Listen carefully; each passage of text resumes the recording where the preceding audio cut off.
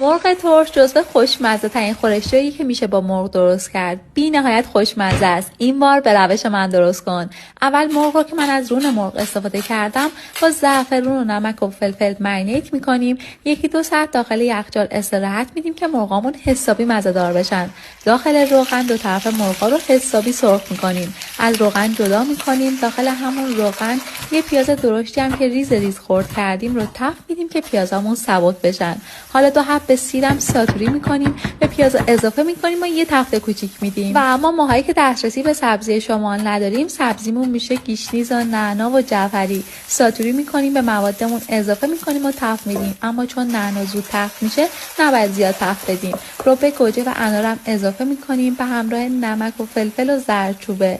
یه مقدار گردورم یا آسیاب میکنیم یا این شکلی خرد میکنیم و به موادمون اضافه میکنیم. آخر سر نوبت میرسه به اضافه کردن زعفرون و 2 لیوان آب جوش.